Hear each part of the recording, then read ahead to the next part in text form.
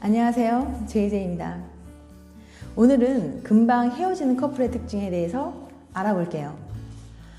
이상하게도 쉽게 누군가를 사귀다가 100일도 못 채우고 헤어지는 사람이 있잖아요. 이렇게 빨리 사귀고 빨리 헤어지는 사람들의 특징을 알아보겠습니다. 그럼 첫 번째 특징, 이렇게 금방 헤어지는 커플의 특징으로 첫 번째는 외로워서 연애를 한다예요. 상대가 좋아서가 아니라 외로워서 연애를 하는 사람이 있어요. 이런 사람은 항상 연애를 하지 않으면 불안하고 외로움을 견디지 못해요. 그래서 꼭 그 사람이 좋아서, 사랑해서가 아니라 그냥 혼자 있는 게 싫어서 누군가를 만나는 거예요. 그러니 상대에 대한 관심도 없고 애정도 없는 당신의 행동을 보며 서로 감정이 시들해져서 결국 헤어지게 되는 겁니다. 두 번째 특징, 생활 리듬이 맞지 않는다. 저처럼 아침에 일찍 일어나서 활동하는 아침형, 저는 아침형 인간이에요. 아침형이 있고 늦게 일어나고 남들이 모두 잠든 밤중에 주로 활발하게 활동하는 올빼미형이 있어요. 그런데 아침형인 사람과 올빼미형인 사람은 생활 패턴이 너무 달라서 연애할 때 문제가 생길 수가 있어요. 아침형 생활 리듬을 가진 사람은 일찍 일어나 함께 조깅을 한다거나 아침부터 일찍 만나 하루 종일 데이트를 하고 싶어 하는데, 이런 사람이 올빼미형 생활 리듬을 가진 사람과 연애를 하게 되면 아침에 일어나지도 않고 연락도 안 되고 여행을 가려고 해도 시간에 맞춰 나타나지도 않는 등 서로 삶의 패턴이 맞지 않아 계속 트러블이 생길 수밖에 없습니다. 반대로 올빼미형 생활 리듬을 가진 사람이 아침형 생활 리듬을 가진 사람과 연애를 하게 되면 밤늦게 통화하기도 어렵고 심야 영화 보거나 새벽까지 함께 술 마시기도 어렵죠. 즉, 자신이 왕성하게 활동하는 시간대엔 상대가 잠을 자고 있기 때문에 함께 할 수 없어 불만이 쌓여가게 되는 거예요. 연애를 시작한 초기에는 사랑에 콩깍지 힘입어서 서로 생활 리듬이나 패턴을 전혀 고려하지 않은 채 우선 만나보는 커플이 있는데요. 이렇게 생활 리듬이 맞지 않는 커플의 만남은 지속할수록 서로 피로감이 쌓이고 데이트하는 것 자체도 곤란해져서 결국 헤어지게 되는 경우가 많습니다. 다음 세 번째, 처음부터 결혼을 전제로 사귄다. 상대를 만날 때 처음부터 결혼을 전제로 사귀게 되면 오히려 금방 헤어지게 되는 경우가 많아요. 아무래도 나이가 조금 있는 분들이 이런 경향이 있어요.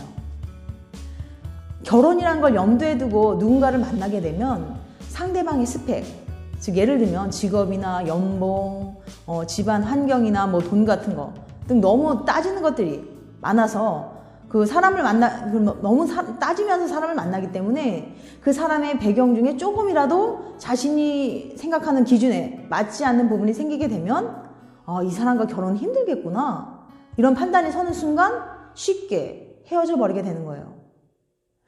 연애를 하면서 서로 진심으로 이해하고 받아들일 준비가 되어 있을 때 결혼이라는 마침표를 찍을 수 있다고 생각해요. 하지만 처음부터 결혼을 전제하에 연애를 시작하게 되면 아무래도 부담감과 중압감에 서로 스트레스를 받다가 쉽게 헤어진다고 합니다. 네 번째, 만남의 온도차를 느끼는 커플.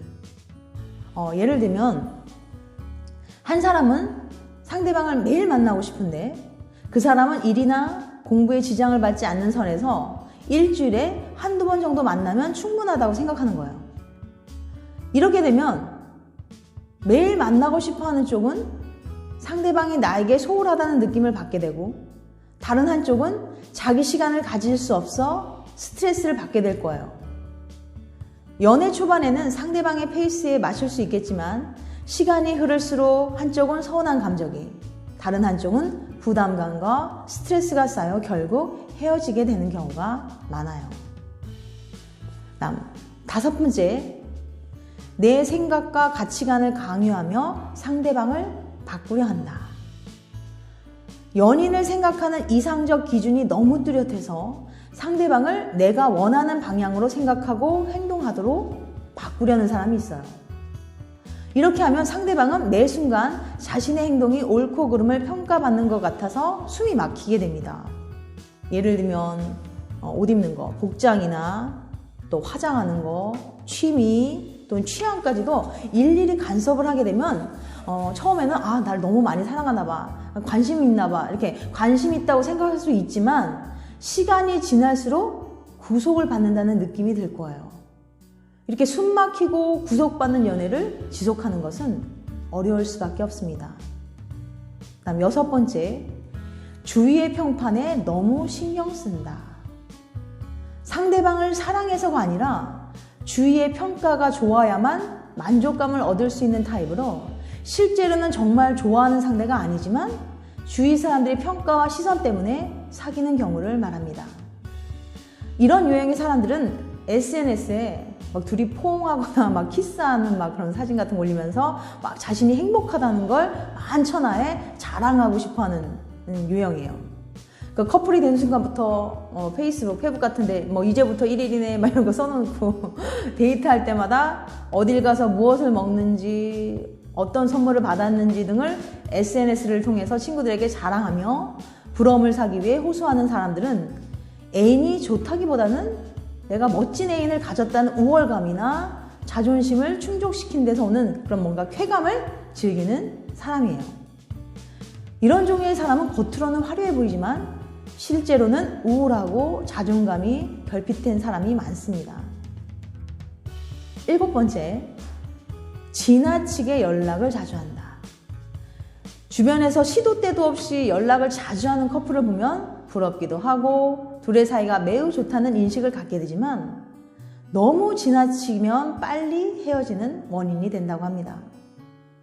오랜만에 친구들과 시간을 보내고 싶은데 자꾸 연락을 해서 방해를 한다든지, 너무 자주 연락해 이제는 아무런 느낌이나 감흥 없이 그냥 습관처럼 또는 의무감에 연락을 하기 때문에 상대방과 만나고 싶다거나 목소리를 듣고 싶다는 생각마저 들지 않게 되는 거예요. 오랫동안 만남을 유지하는 커플은 연락은 자주 하되 서로의 시간을 존중해 줍니다. 사람들은 때때로 개인의 시간을 필요로 한다는 점을 인지하고 서로를 소중히 생각하는 만큼 서로의 사생활과 자유시간도 존중해주는 모습을 보여줄 때 관계가 오래 지속될 수 있어요. 다음 8번째, 진정한 자신의 모습을 보여줄 수 없다. 상대방에게 자신의 좋은 모습만 보이고 싶은 욕망은 누구에게나 있습니다. 예를 들면 상대방이 활달한 성격을 좋아하니까 원래는 소심하고 내성적인 성격인데 활달한 척 한다든지, 자신이 아닌 다른 사람의 모습을 연기하는 경우가 있는데 이렇게 되면 시간이 지날수록 지치게 됩니다. 또한 상대방이 이렇게 해줬으면 하는 부분이 있음에도 불구하고 말하지 못해 스트레스를 받게 되는 경우도 많아요. 연애할 때 자신의 모습을 있는 그대로 보여주는 것은 정말 중요합니다. 만약 원래의 나로 행동했을 때 상대방이 받아주지 못한다면 연인관계로 발전했을지라도 오래갈 가능성은 희박하다고 볼 수 있습니다. 다음 9번째, 일명 금사빠라고 그러죠. 금방 사랑에 빠지는 사람들의 유형이에요. 이렇게 금방 사랑에 빠져 달아올랐다가 금세 식어버리는, 즉 금사빠 기질이 있는 사람은 계속 이런 패턴으로 연애를 하기 때문에 쉽게 헤어지는 경우가 많아요. 상대방이 조금만 잘해줘도 사랑인 줄 착각해 금방 불타올라 연애를 시작하지만 서로의 성격이나 가치관, 취미 등 서로에 대해 잘 알지 못하는 상황에서 연애가 시작되었기 때문에 시간이 지날수록 생각지도 못한 것들이 불거져서 삐걱거리며 불화가 생깁니다. 진실한 사랑을 원한다면 조금 더 진지하고 신중하게 상대를 찾아보려는 노력이 필요할 것 같습니다. 10번째, 워커홀릭. 간혹 일을 열심히 하는 것이 지나쳐 일에 중독된 사람들이 있어요. 무언가에 열중하면 그 이외의 다른 것들은 모두 방해 요소로 여겨버리는 경우인데요. 애인 간의 데이트나 연락마저도 일의 장애물로 간주해버리는 아주 슬픈 케이스이죠. 두 사람 모두 이런 스타일이라면 사랑이 쉽게 식어버리는 것은 당연한 겁니다. 또한 한 사람이 워커홀릭인 경우 다른 한 사람은 연애를 해도 더 외롭다고 느껴서 정말 이해심이 깊은 사람이 아니라면 관계가 오래 지속될 수 없습니다. 근데 하지만 이런 종류의 사람이 성실하고 진국인 경우가 많다는 게 참 아이러니죠. 네. 그 다음 11번째, 자꾸 비교한다. 친구를 만나고 와서는 친구 커플은 어디로 여행을 다녀왔는데, 어디 맛집을 다녀왔는데 엄청 맛있었다는데, 뭐 연봉은 얼마 따는데 막 이런 등등. 또는 지인의 SNS 등을 보면서 어머 누구는 이런 선물을 사줬다는데 라거나 이러면 좀 안 되는데 옛 연인은 이렇게 해줬는데 등 생각 없이 툭툭 던지는 말들이 상대방의 기분을 상하게 할 수 있어요. 본인은 별 생각 없이 내뱉은 말일지라도 상대방의 자존심을 긁는 말이 될 수 있기 때문입니다. 물론 어쩌다 그런 생각이나 말을 할 수는 있겠지만 계속되는 비교는 관계에 악영향을 끼칠 수 있어요. 그 다음 마지막 12번째, 감정 기복이 심하다. 하루에도 수없이 조증과 우울증을 이렇게 막 조울을 반복하면서 기분이 좋았다가 나빴다가 하는 사람이 있어요. 좀 피곤한 사람이죠. 이런 사람 중에는 본인의 감정을 직면하고 혼자서 그런 감정을 추스르려고 노력하는 사람이 있는 반면에 자신의 기분을 그대로 노출해서 상대방에게 표출하는 이들도 있습니다. 연애 초반에는 상대방의 감정에 전적으로 맞추려고 노력할 수 있지만 계속되는 변덕과 감정의 변화는 상대방을 지치게 만듭니다. 이렇게 지금까지 금방 헤어지는 커플의 12가지 특징에 대해서 말씀드렸어요. 다시 한번 요약해드린다면 이렇게 금방 헤어지는 커플의 특징 12가지. 첫 번째, 외로워서 연애를 한다. 다음 두 번째, 생활의 리듬이 맞지 않는다. 다음 세 번째, 처음부터 결혼을 전제로 사귄다. 네 번째, 만남의 온도차를 느끼는 커플. 다섯 번째, 내 생각과 가치관을 강요하며 상대방을 바꾸려 한다. 여섯 번째, 주위의 평판에 너무 신경 쓴다. 일곱 번째, 지나치게 연락을 자주 한다. 여덟 번째, 진정한 자신의 모습을 보여줄 수 없다. 그 다음 아홉 번째, 금사빠, 금방 사랑에 빠진다. 그 다음 10번째, 워커홀릭.